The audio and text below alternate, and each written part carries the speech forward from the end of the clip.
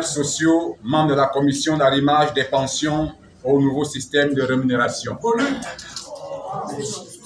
Mesdames, Messieurs, le nouveau système de rémunération effectif le 25 juillet 2015 avait été initié et implémenté aux fins d'améliorer les revenus des agents publics de l'État en service avec pour conséquence directe l'augmentation des pensions de ceux devant faire valoir leur droit à la retraite à compter de cette date.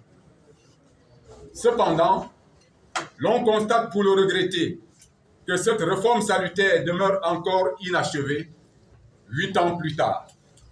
En effet, les pensions de retraite ne sont toujours pas arrimées au nouveau système de rémunération, ce malgré la tenue de plusieurs assises et études menées.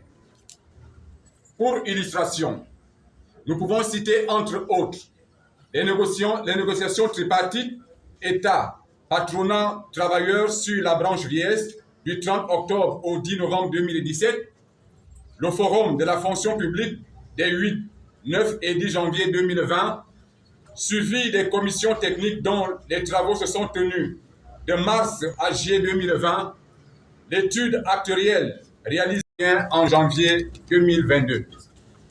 Mieux, le gouvernement, dans sa énième tentative de nous divertir et de jouer malicieusement les prolongations, a décidé de la mise en place d'une nouvelle commission bipartite, gouvernement, partenaires sociaux sur les mêmes problématiques dont les travaux démarrés le 26 octobre 2022 devaient s'achever au plus tard le 31 mars 2023. Aussi, il n'est pas inutile d'indiquer que les résultats des travaux des sous-comités mis en place confirment que l'arrimage des pensions de retraite au nouveau système de rémunération est faisable maintenant, quelles que soient les hypothèses considérées. Par ailleurs, il est important de relever que depuis 1975, les pensions de retraite n'ont jamais été revalorisées conformément aux dispositions de la loi et des textes réglementaires en la matière. Mesdames et Messieurs, l'ensemble des partenaires sociaux, notamment les syndicats des actifs et les associations des retraités, ont montré toute leur bonne volonté en faisant des propositions réalistes pour la résolution définitive de cet épineux problème qui impacte la vie des retraités et dans un futur proche, celle des fonctionnaires en activité. À l'opposé, le gouvernement démontre à suffisance, sauf à approuver le contraire, sa mauvaise volonté à accompagner ce sujet d'intérêt qui concerne l'ensemble des Gabonais.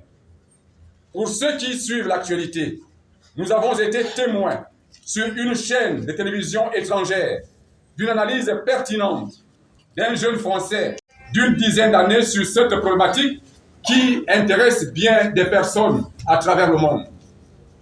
Ceci pour dire que le problème de la retraite ne concerne pas la précarité et certains expédient, autrement dit, tirent le diable par la queue et abandonnés à leur triste sort, en somme, bannis de la société.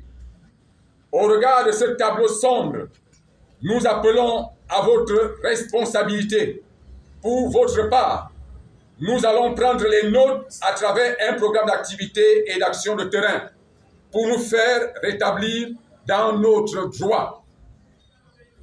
À cette fin, nous annonçons ici et maintenant la tenue d'un grand rassemblement dans les prochains jours et nous demandons à tous les retraités du Gabon, à tous les actifs du secteur public, à tous les postulants à la fonction publique de rester mobilisés pour les activités à venir. Vive le dialogue social, vive les retraités, vive les actifs, pour que vive la stabilité du Gabon pour les organisations syndicales et la NAREG. Je vous remercie.